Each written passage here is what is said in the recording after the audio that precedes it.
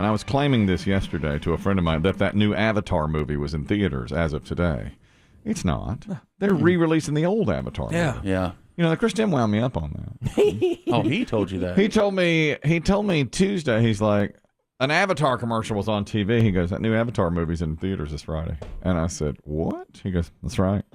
With very little fanfare, he said. I said, how can that get so little fanfare? It's like this long-awaited sequel that hasn't been done. And he goes, I don't know, it is. And I've been telling everybody, new Avatar Friday. It's a wind-up. I think sometimes he does that to you on purpose. Yeah. And because he knows you'll just do exactly what you did. You'll tell everybody. And I did. And it's false information. And that brings him a little bit of joy. Well, I would say that too, but he's saying the same thing to me last week. That it's coming out. Yeah, and I said, who's going to go to the movies and see it? He's like, well, it was one of the biggest movies around. I guess this second one coming out. And I was like, we had that discussion. Okay. The second one's coming out December 16th for Oscar season. Yeah. This is the old one re-released into theaters in 4K. Yeah, I had no reason to argue with him. So No, me neither. And because I'm so out of it, I'm just like, all right. I didn't see the first one. Biggie did, said it wasn't that great. You know what I say for the second one? Flop. You think? It could be. Flop. It's too long because James Cameron has been just everywhere defending the length of the movie. It's over 3 hours, and he refuses to cut anything because he's like basically saying, I did Titanic and I did Avatar, and I'm the best director that's ever lived. Do you know, I just read this about him, and then back to Avatar, but he said, James Cameron said, he was sitting in an office talking about Avatar with a group of people, and it was too long. The original was too long, Avatar. And they came in and said, you need to shorten this movie. And they said there was too much flying around of the banshees in Avatar. A lot of the producers were saying that. And he said, oh, really? Titanic paid for the building we're sitting in. I'll do it the way I want. That's, you talk about Smug. Yeah. Oh, he is. Yeah. Cojones. Yeah, he is the Chris Kelly of the director's world. He said, I know better than you. He said, I built this building. He said, my movie built this building. That's why we're sitting in this office for you to criticize Avatar, the banshees. He's like, let them fly. And it made more money than any movie in history. Yeah, the first one had a lot going for it, though.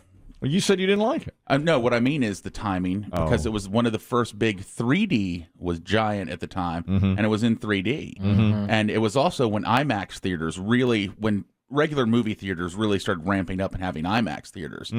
So people kept going back just to see it in 3D, to see it in IMAX. This one doesn't have that.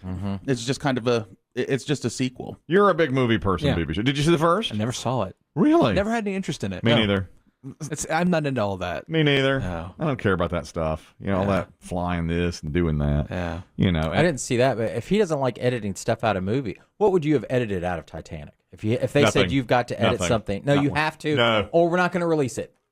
I built this building. Not one. Gun to your head. You've got to edit something out. What part would you edit? I would edit out probably some scenes of them talking and falling in love on the deck. Like when they're walking around the deck and she's looking at his art and stuff. I would have edited that out. I want more hookup, less love. I want. See, I would have edited out. I'd have edited out the sinking. The whole sinking? Yeah, just the sinking part. We knew it was coming. So you would have kept everything and then been That's like... the one thing everybody knew. That's half the movie. Yeah. Well, see? So you would have enjoyed more just like on the Titanic. The love. And then in just a kind of fade to My a... favorite part of the Titanic is leading up to the sinking. Okay, I would have edited out that scene where they're down below decks dancing with all the poor people. Yeah, but that kind of set up, their relationship. And you had to have it because he got caught down. They got caught down there. What kind of girl she was. That's my least favorite part of it. Chris Same. Evans says it's because you're saying. I hate that scene. I hate that scene where they're down there doing the Irish jig and she goes up on her toes. On her toes, like worthless. But it does. She snuck away with him, and that sort of made them fall in love. Yeah, you can see where she's hiding from him. Chris Demm says it's because I hate the poor, but that's not true. That is not. Oh, get me back up front. I don't want to be down in steerage. Take me back up to first class. God, not down here. Hardly any rats. Dave sent me a scene that they did edit out. That was great. You sent me that. What did Cameron say in that? I don't remember. Did he say he had to cut it? It was down there when his valet was chasing him through the water. Okay. The scene was this. it was sinking. The ship was sinking. It was right after he chased him out with a gun. Remember that? Cal did. Yeah, Cal did. And then they were running with the diamond in the pocket. Well, there's a scene where Cal says, I've given her the diamond. Go get him. And so his manservant went after Jack, and they had a fight in the dining room as it was sinking, and the water was rising, and Jack punches him in the gut, and they have a huge fight, and he's bleeding from the face, the valet is. And so he knocks him out, and they leave. It's about a 4-minute scene. Yeah. And Cameron loved it. He's like, it took days and days to shoot because there's water. They had to redo the dining scene all over every time that they had. They had to set up all the tables and all the plates and all the glassware, back and then how it flood was. it, and then get the water out, and then redo it all again. So they shot it, and every single preview audience said it's not needed because you already had the action of the boat sinking. You didn't need the action of the fight. So then Cameron shortened it from like 4 minutes to 2.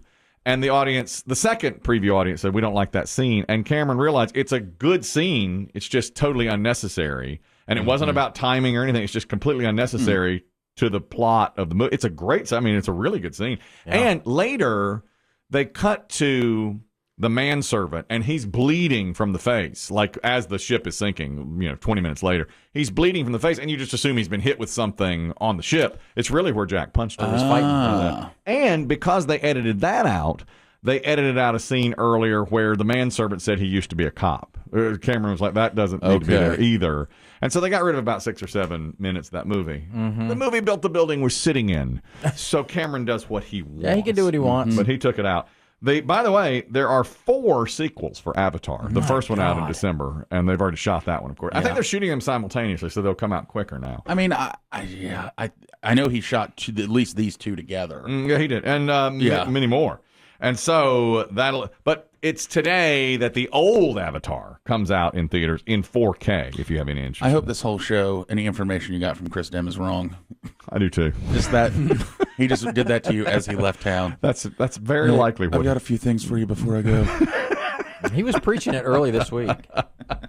He's winding me up. Yeah. He was planting that seed knowing that I'd lead with it on Friday. That's how paranoid I am. It's Nixon-esque how paranoid I am. Absolutely. With him not here. Mm-hmm. This is another huge movie, and this is about women in Hollywood. Bryce Dallas Howard. I love her. Do you? Yeah. She plays a mean person well. I've never seen her in anything. Well, it's Ron Howard's daughter. It's Ron Howard's daughter. She plays an absolute snooty you-know-what in The Help, which I liked. Mm-hmm. And she's, at first, the same thing in Jurassic World, paired up with Chris Pratt. Well, apparently, the producers took one look at her when she was getting ready to shoot Jurassic World and said, you need to lose weight. How dare they? Well, the director came in and said, how dare you? She looks just fine for my movie. And they said, she's not going to be able to do the stunts in the movie. She's in not good enough shape. And they said it right in front of her. And the director said, let me worry about that. And then she did do her own stunts. And the director did take up for her. And she said that meant a lot to her. The guy's name, the director, is Colin Trevorrow. We're going to have to shoot it again. Her belly keeps flopping out. Honey, you got to keep that shirt tucked in. This is what we warned you about. She said, I was thrilled to realize I could do the stunts, and she was able to do it. She's not terribly young. She's in her early 40s, isn't she? Yeah, she is, yeah. And so they were saying, sweetheart, you've got to take off at least 15 pounds to do these stunts. And the director said, no, she doesn't. The harness, she won't fit in it. That's embarrassing. We can't. The guy can't even lift her up with the rope and the harness. Well, it led to this article about, and I mentioned this a minute ago, actors who have changed their appearance or dieted, and it led to disastrous results. The worst to me was Jared Leto, who said he gained weight, 67 pounds for a movie called Chapter 27. Anybody seen or heard of it? No, never heard of it. About it. Movie's called Chapter 27. He drank microwaved ice cream mixed with olive oil to put on weight. He would melt the ice cream, pour olive oil in it, and then just drink it so that he could hang out get at my house for a day or two. I'll put some weight on you. 67 pounds, and he said it gave him gout. He did so much weight gain so quickly. Quickly, that it gave him gout, exactly. And then Matt Damon said the producers of Jason Bourne, the Bourne movies, wanted him to be a lot more muscular.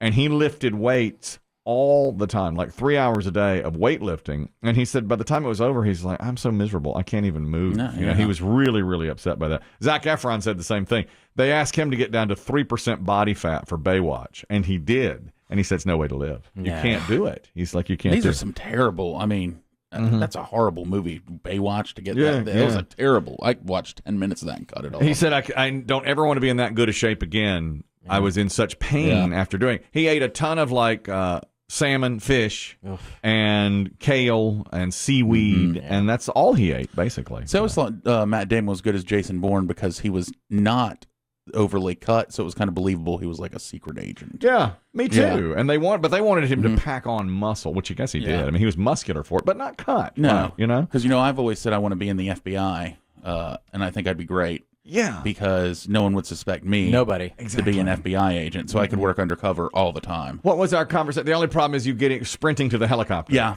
that's what I want. I want to be picked up in a helicopter once in my life.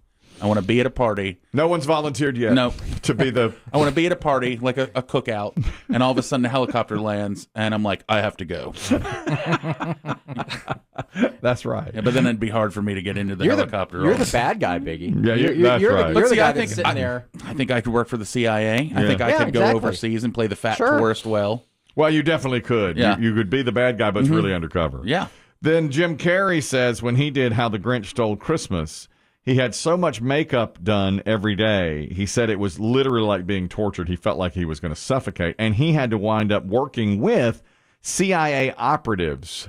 And they told him, this is how you have to breathe. This is how you have to do this, because they go undercover and stuff like that. I mean, it was that big a deal for him to transform himself every day because he had all that makeup on with the Grinch. Hey, man, you got to get that paycheck. You know? do what you have to do. You'd do it, Kelly. I would. I know you would. I would do that. Oh, yeah. For the paycheck. You grew a beard once. I did grow a beard. It was hell. Yeah. You don't know. He had to consult me about it. Really? I did ask about your beard. Did you give him oils and potions? I told him BB everything Shea? he needed to know. You did. Yeah. This was before BB Shea was in, though, so you had to be like, who's that kid downstairs? A scraggly looking one. What's his name? The one with the beard. Bobby? I need him. Bobby Shee? Yeah.